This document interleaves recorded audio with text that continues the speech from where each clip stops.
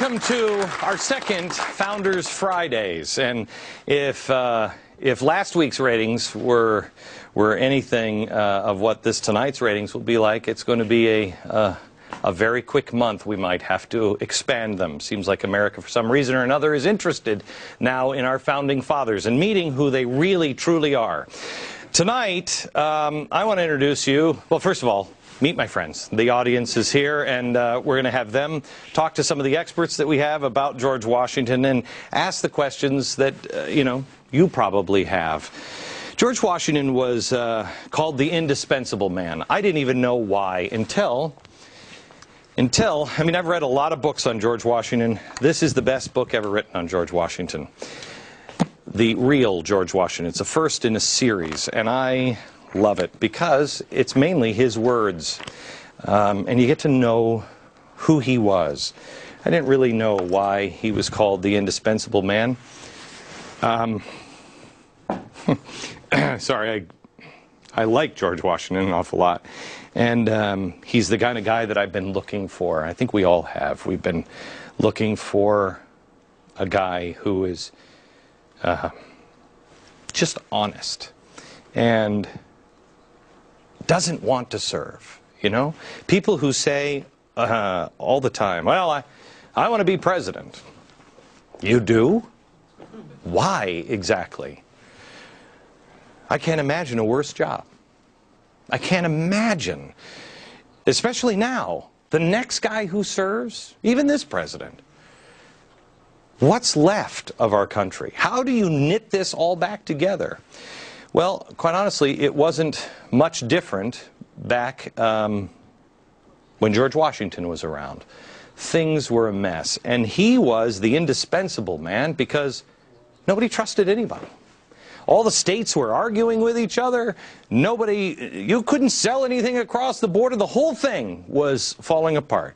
Here's George Washington, a man who at 16 was out surveying land for his country, which was then Great Britain. All he wanted to do was go to Mount Vernon and be a farmer.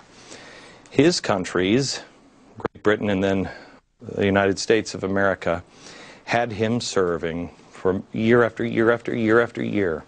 After he won the Revolutionary War, he went back to be that farmer in Mount Vernon. In 1791, things started to fall apart, and they came knocking at his door and said, George, we need you, because the whole thing is falling apart. I'm paraphrasing, but I think it was pretty close to.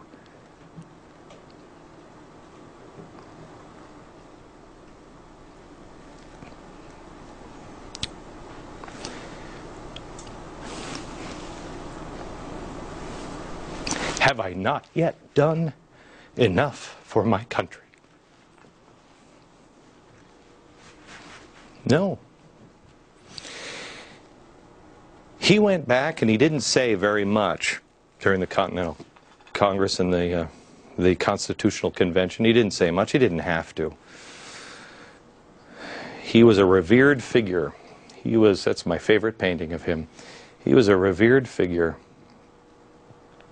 He was a guy, this was actually a painting done on just on the words of one of the, I think it was a farmer, if I'm not mistaken. A farmer came into the field one day and heard some noise and heard him standing there or in the field, and he just watched him as he got down in Valley Forge on one knee and he prayed all by himself.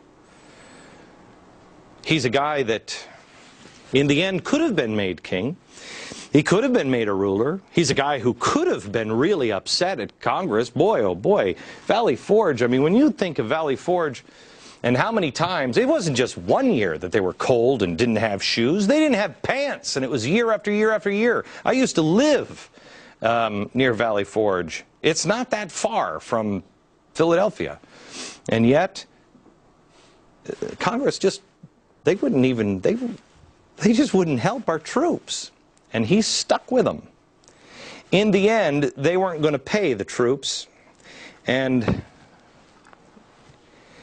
I think my most telling moment of George Washington's power They were going to, the soldiers were going to revolt. They had just won against the most powerful army on the planet, Great Britain. And then they found out the United States of America, and what a surprise, weaselly Congress, wasn't going to take care of the troops, wasn't going to pay them.